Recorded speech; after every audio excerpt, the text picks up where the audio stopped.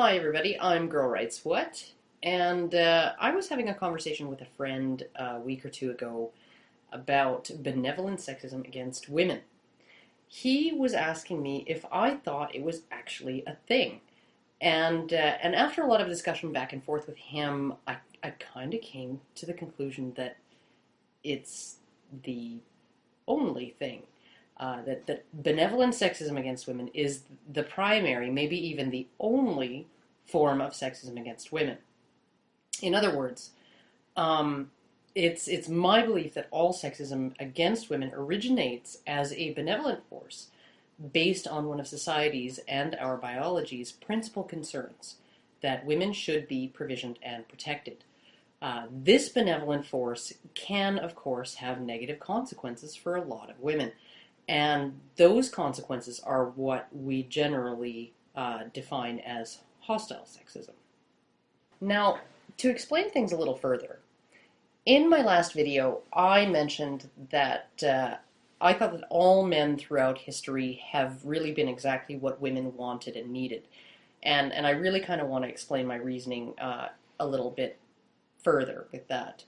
A recent study by a professor of ecology and evolutionary biology at the University of Tennessee demonstrated by a mathematical model how our early hominid ancestors made the leap from the tournament model of social organization to a mostly monogamous model that is in many ways unique among animal species. This model was based on what would be described then as subordinate males cheating the existing system of male dominance, and females' reproductive choices over time reinforcing that cheating. To clarify a little further, the tournament model of social organization is one where the majority of the offspring are sired by about 5% of the males. Mountain gorillas are a tournament species. The dominant male has a harem of females. He sires all the offspring, usually passes leadership to a son or successor when he dies. However, most groups have only a single adult male. If another larger, stronger male comes along and kills or ousts him, with very few exceptions, all the existing juveniles in that group will be killed. The females then all go into heat, and the whole thing starts all over again. Now, baboons are another tournament species. They live in troops that always include other adult males, and they're most often comprised of several harems of 4 or 5 females headed by a dominant male. Now, a funny thing often happens with baboons. Sometimes a subordinate male will favor a particular female who belongs to someone else's harem. And he'll give her lots of extra social grooming, and he'll share his food with her, and he'll help her with her juveniles, with her children. And she might return his expressed affections. But she can't go and enforce her choice of this other male on this much larger, stronger head of her harem. And so instead of doing that, which would just be doomed, what does she do? When she goes into heat and the dominant male begins to mate guard, and that basically means, I'm not going to let you out of my sight, she will lead him all over the place. Every time he sits down to rest, she will get up and go somewhere else. And then he'll have to follow her. And then he'll sit down to rest again, and she will get up and she will wander off somewhere else, and he will trail after her. And eventually, he'll get so exhausted that she can sneak away and, you guessed it, mate with that nice guy who has invested more in her and her offspring. Another tactic employed on the part of baboon females who want to be with someone else, who want to have their choice of mate, is that she will actually lead the dominant male past another dominant male in the troop, another head of harem, over and over again, just parading him in front of this other male, back and forth, until eventually the two of them will reach a point where they're going to have a confrontation, and she'll use that confrontation as a diversion to, you guessed it, sneak off and mate with that nice guy who invested more in her and her offspring. Now, this is essentially what that professor from the University of Tennessee suggests happened with our early hominid ancestors. And there are a few things that certainly support his conclusion, not least of which is our species' unique consensus that sex is something to be done in private, rather than out in the open without any care for who could be watching. If the first monogamous couples were actually people who were cheating on someone, and the price of getting caught cheating was getting your block knocked off, you're going to want some privacy. Humans are also unique in that we are egalitarian maters. And by egalitarian, I mean that all humans have the opportunity to pair bond and mate if they can manage it. There really aren't a whole lot of restrictions as to who's allowed to and who isn't, the way there are in most species of monogamous primates. And there are some significant reasons why the model of monogamous and egalitarian has been so successful for us humans. One wise biologist said once that I'd give my life for 2 brothers or 8 cousins. And there's really a lot of truth to that, in that the degree of relatedness is very much at play when it comes to things like how much you're willing to invest in another individual, how much you're willing to help or protect them, and how much you're willing to put up with from them. In the case of that quote, the biologist shares 4 times as many genes with his brothers than he does with his cousins, and is therefore 4 times as invested in their survival and well-being. This instinctive tendency has also been demonstrated in one study done, I don't know how long ago, that determined that fathers will invest more heavily in their children if those children physically resemble them. Now, in partially matriarchal or matrilineal societies like the Mosuo in China, the children of the lower classes are raised not by both parents, but by the mother and her family. Married couples don't live together, but have what are termed visiting marriages. And while the Mosuo seem to be relatively self-sufficient, they're isolated, and most villages don't even have electricity or running water. In addition, their social organization has been historically feudal, and married couples of the ruling class do indeed live together and employ parallel lines of patrilineal and matrilineal descent. It's been speculated that imposing a more matriarchal system on the serf class was a way for the ruling class to neutralize threats to their power. In other words, in the case of the Mosuo, matriarchy, the elimination of paternal investment in offspring and strong pair bonding between couples, was seen as a way to weaken the social organization of the serf class so that the elites could more easily maintain the power to subjugate them.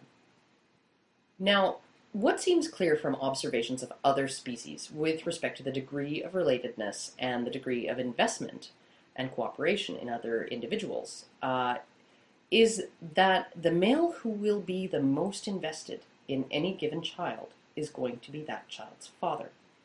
Degree of investment in each offspring will also often decrease the more children a male is capable of having. The male who has only a few will be more motivated to contribute and ensure that they all thrive, and each child will get a larger share of the father's resources and investment. Anthropologists have even gone so far as to speculate that the shift in human social organization to one of individual paternal investment was what led us to the conditions required for our leap forward in sentience and cognition. When everyone has to scavenge and scramble just to get by, getting by is often all they can do. The surplus of resources available when men became wholly invested in their own offspring, that was what gave everyone more time and energy to innovate, to learn, and to discover. So, right from the beginning, it was women who decided the course of human history and what the dominant model of our social organization would be. They decided it by rewarding the extra protection and provisioning of beta males, and evolution selected for that innovative model because it was the most successful, given the environment in which we lived.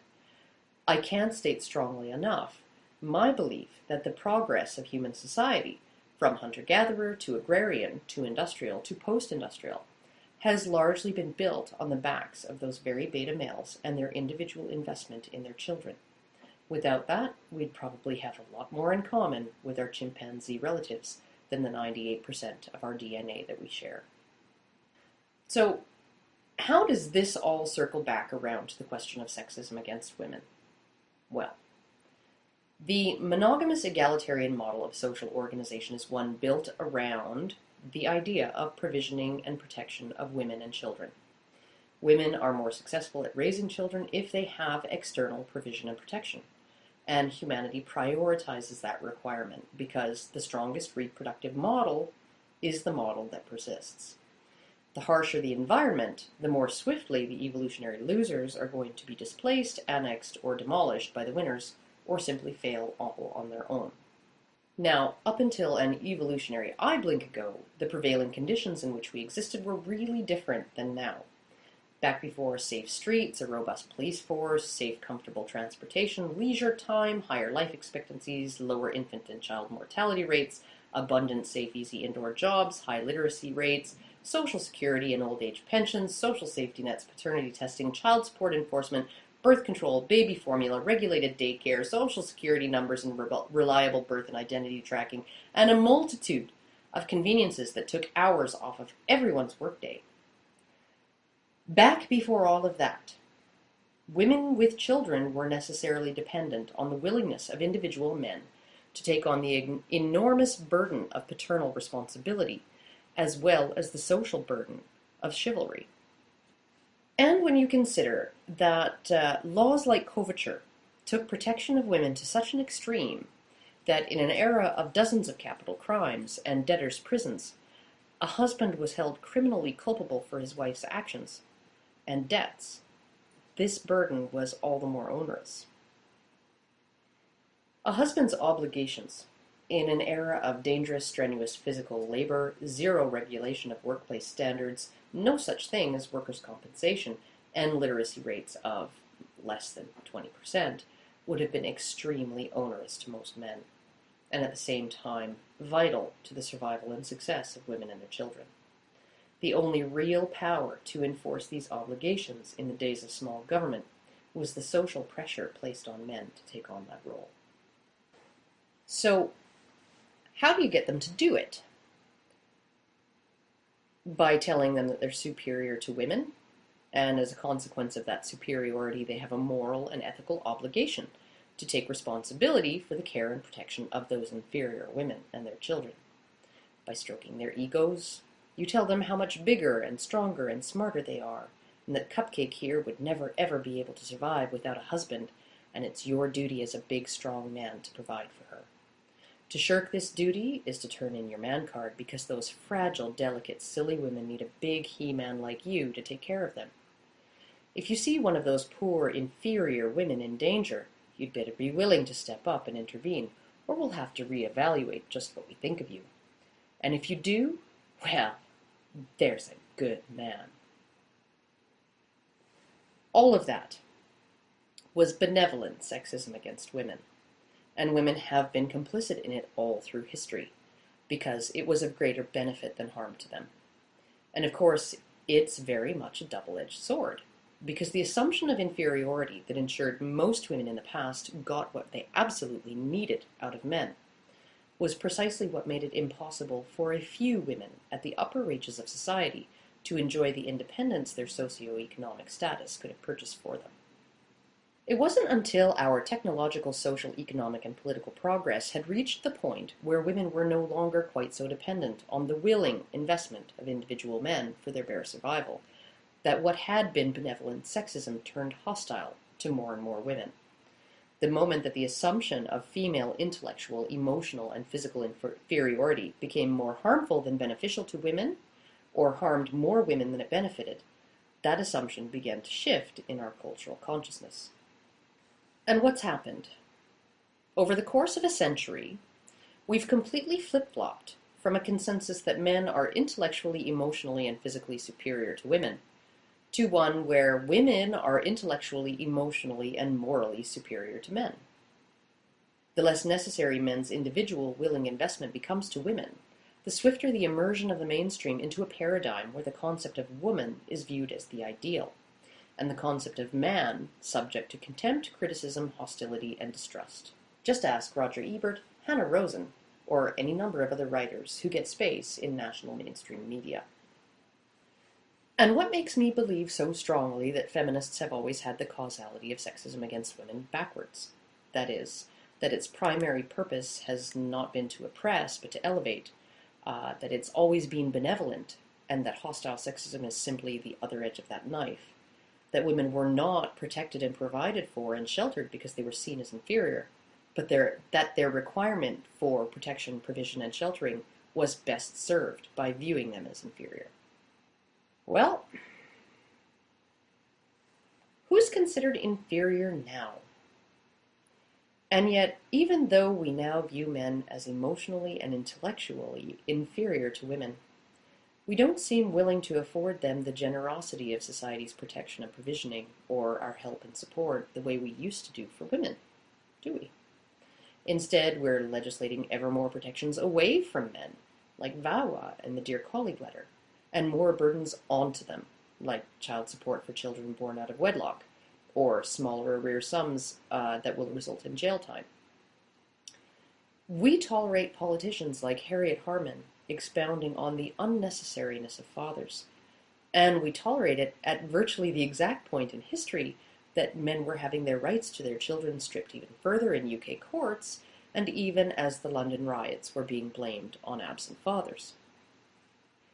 At the same time, we're just as interested as we ever were in seeing women provisioned and protected, though different factions of society certainly disagree on why and how that should be managed, while traditionalists view this as the continuing responsibility of individual men and are willing to place expectations and limits on women who are taken care of in this way.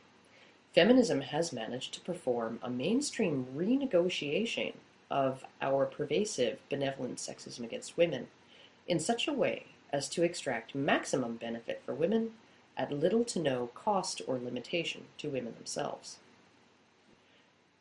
They demand women be fast-tracked into top jobs with women-only shortlists and gender quotas, all while claiming women are just as capable as men.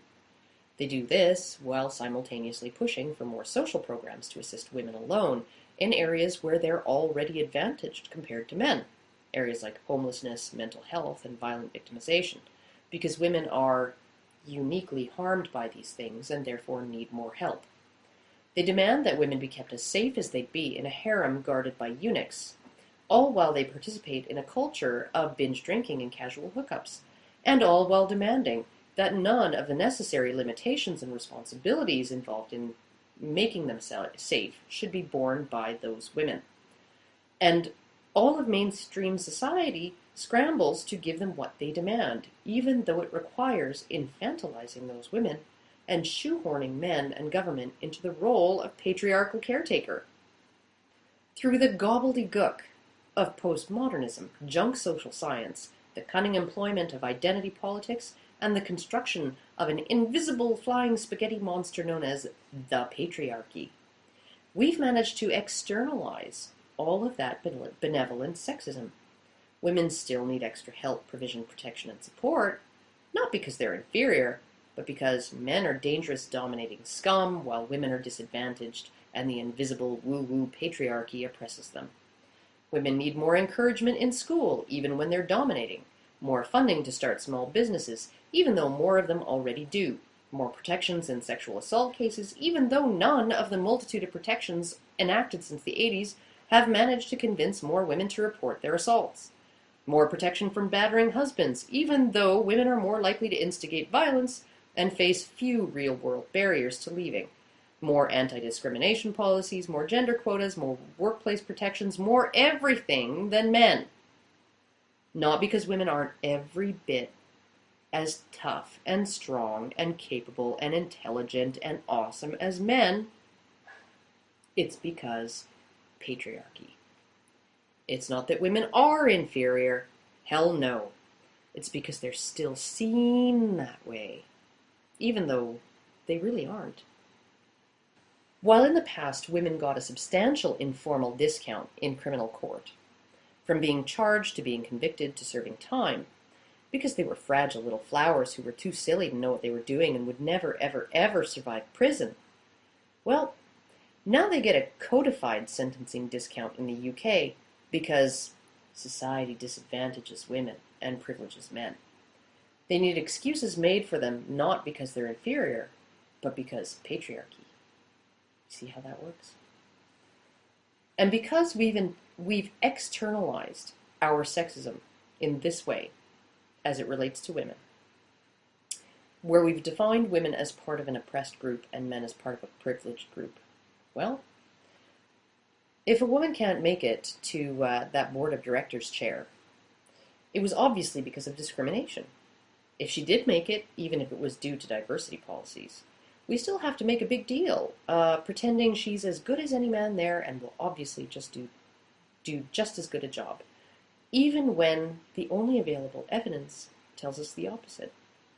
If a man made it there, it was male privilege. If he didn't, even if it was due to the negative consequences of those diversity policies, well, it's because he just couldn't cut it. Women are strong, but they need extra protection and help, not because they're not strong, but because of invisible forces comprised of social pressures and cultural norms conspiring to keep them subjugated. Women are intelligent and capable, but they need more encouragement and school and gender quotas in employment, not because they're not intelligent and capable, but because the political machine and corporate structures don't value women's intelligence and capabilities the way they should, and they need to be made more women-friendly.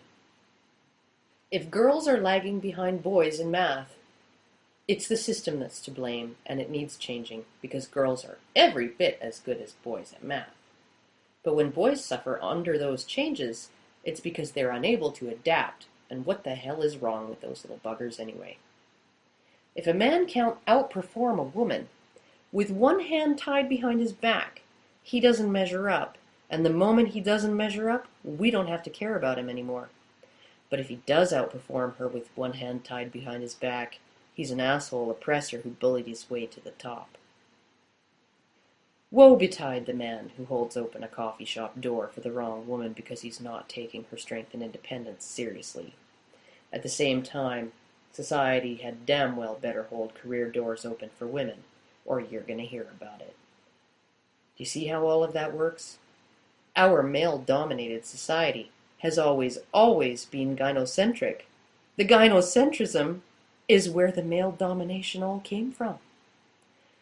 And all of that arose from a multitude of decisions on the part of women through history, right back to our early hominid grandmothers who manipulated and rewarded men and cheated the system to get the best possible deal at the smallest cost. And where does this leave men today? Exactly where they always have been, scrambling to be what women want and need, or be invisible and unworthy of consideration, and being criticized and shamed when they fail. The difference now is that because the options and desires of women have become this huge, wide-open meadow of unlimited choice, filled with a million new and conflicting demands to place on men, being what women want and need is turning into an impossibility. Is it any wonder, with all of these expectations and no one who could possibly live up to them, that women are getting less happy all the time? And all of that said, I'm going to just leave you all with a link to a very apt bit of comedy by Brian Scott McFadden from an appearance he did a couple of years ago on Letterman. And I'm going to challenge my male viewers to compile a list of similar things that they would want in a woman, just for comparison. So I guess that's really all I have to say about that. And I won't be seeing you guys for at least a week, so I guess I will see you next Tuesday or Wednesday.